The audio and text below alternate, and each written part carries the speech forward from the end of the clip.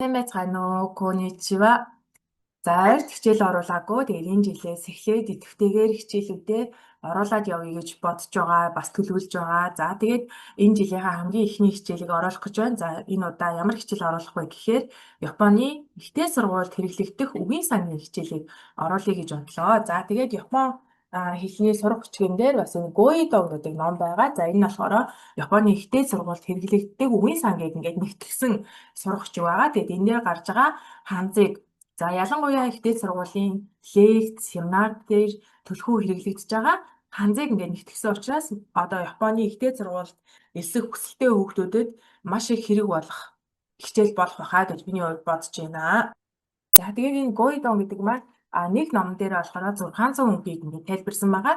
За тэгээд нэгдүгээр бот, тэгээд хоёрдугаар бот гэдэг энэ хоёр ном байгаа учраас би та хэдэд 1200 үгийг тайлбарлаж өгөх зорилготой байгаа. За тийм учраас хичээлтэйгээ хамт байгаарай. Тэгээд өнөөдрийн хичээл дээр эдгээр 7 үгийг та хэдэд тайлбарлаж өгье. За хэрвээ эдгээр 7 үгийг хараад эдгээр 7 үгийг би мэднэ гэж яах юм бол энэ хичээлийг үзэхгүй байж болно. За тэгээд энэ текстийг та хэд зогсоож байгаад уншаад тэгээд ойлгож явах юм бол бас энэ хичээлийг үзэхгүй байж болно шүү. За тийм учраас хичээлээ нэг удаа зогсоож байгаад энэ текстийг уншиж чадж гэнэ үгүй юу гэдгийг шалгаад үзээрэй. Хамгийн эхлээд тайлбарлах үг маань болохоор реберу. За Япон хэлээр мэдээж реберу гэж хэлдэг байгаа. За реберу гэдэг нь төвшин гэсэн утгатай. За нэг удаа бүгдээрээ хэлээд үзье. Реберу. За сайн байна. За жишээ өгүүлбэрээ харъя. За Нихонго тийм Нихонго но реберу о агеру таме бенкё шите имасу. Нихонго ноレベルを上げるため勉強しています. Япон хэлний төвшнгөө ахиулахын төлөө хичээлж байна.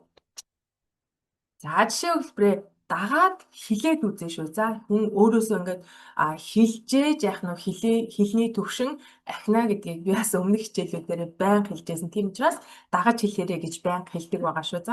За Нихонго но реберу о агеру таме бенкё шите имасу.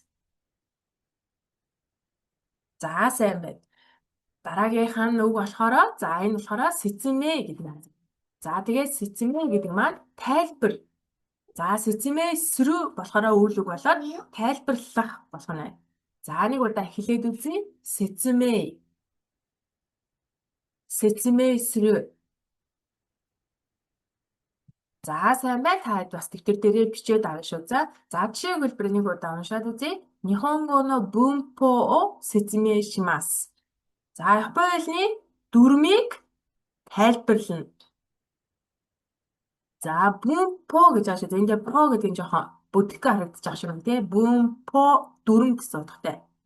За Нихонго но бунпо о сэцэмэ шимасу.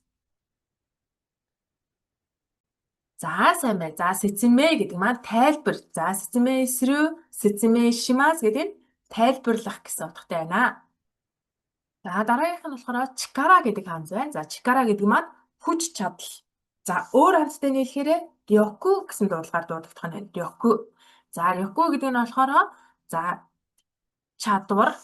За энэ рёку гэдэг доотлих нь тийм чадвар тэгээд төвшин гэсэн утгатай болох нэ. За жишээлх юм бол за Нихонго норёку шикен о укемасу. Нихонго норёку. За норёку гэдэг чинь орж иж өөр ханзтай нийлэхээр рёку гэсэн дуудлагаар дуудагдах учраас норёку гэж унших нь. Тэгээ шикен о укемасу. Япон хэлний төвшин тогтоох шалгалтыг өгнө. За шалгалт өгөхийг шикен о укемасу гэж хэлдэг. За Япон хэлний төвшин тогтоох шалгалт өгнө гэсэн утгатай. За нэг удаа жишээ өгүүлбэрээ дагаад хэлээд үзье. Нихонго норёку шикен о укемасу. За сайн байна. За чикара. За тэгээ рёку өөр ханзтай нийлэхээр рёку гэсэн дуудлагатай. За дараагийнх нь ханз болохоор кангаэру.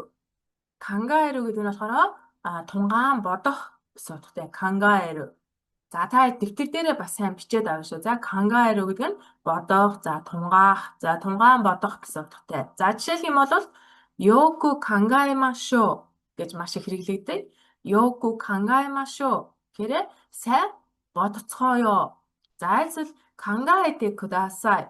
сайн бодоорой. 요구 강가에테 кудасай.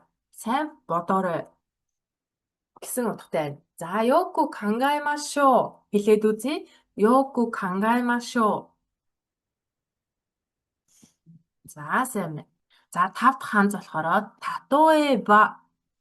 татоэба гэсэн хаанз гарч ирж байна. Татоэба гэдэг маань жишээ нь гэсэн утгатай. Жишээ нь. За нэг удаа хэлээд үзье. Татоэба. За жишээ нь гэсэн утгатай. За жишээ нь. За энэ дээр бас өөр ханзтай нийлсэн учраас рэй бүн. За өөр ханзтай нийлэхээр дуудагддаг дуудлага нь рэй гэсэн утгатай. За энэ дээр болохоор рэй бүн буюу жишээ өгүүлбэр гэдээ орсон байна. Татоэба гэдэг ханз. За татоэба гэхээр дангаараа байхдаа дуудагддаг дуудлага нь тийм ээ.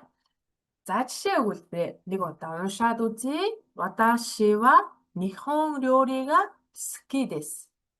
За би бол Япон хоолнд дуртай. Татоэба суши я темпура desu. Жишээ нь суши болон темпура юм аа.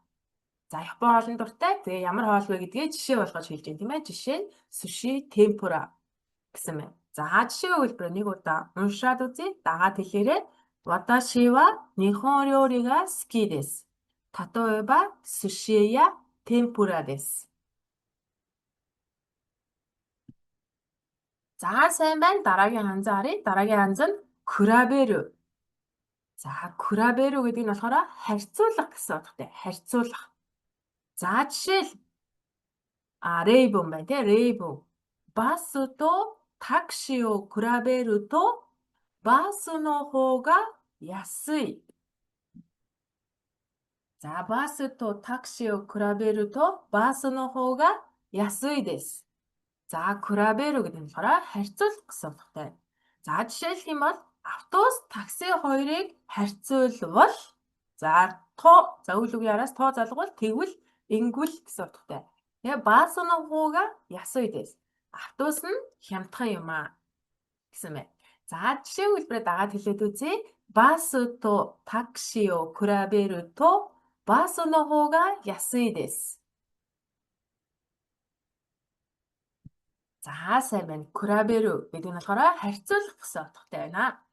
За дараагийнх нь 7 дахь нь тэн. За тэн гэдэг нь болохоор оноо, дүн. За тэгээд хэсэг, цэг, асуудал гэсэн утгуудыг илэрхийлнэ. За жишээлх юм бол Ваташи ва нихонго тесто де мантен о мезашимасу.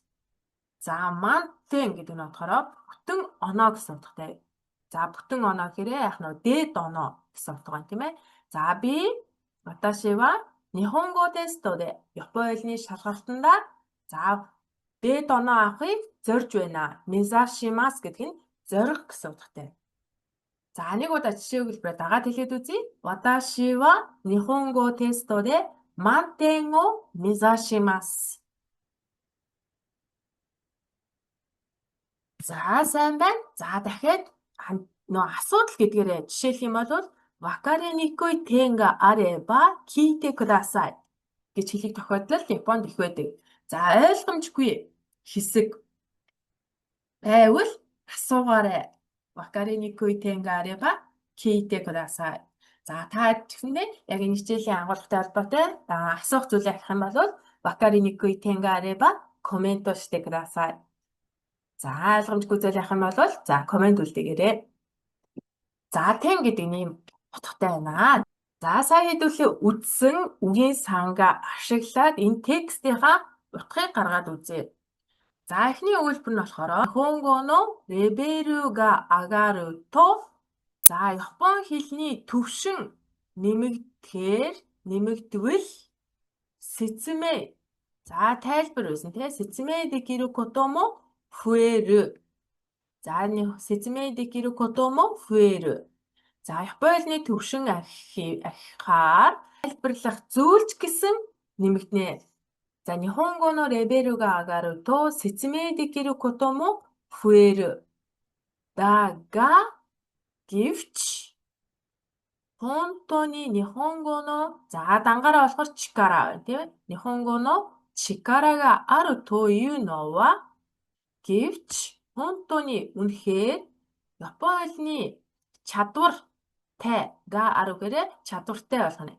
Япон хэлний чадвартай хүн гэдэг нь 日本語で考える力がある人のことではないだろう. За, үнэхээр Япон хэлний чадвартай хүн гэдэг нь за, Японоо бодож, сэтгэн бодож чадвартай хүн биш үү гэсэн байна.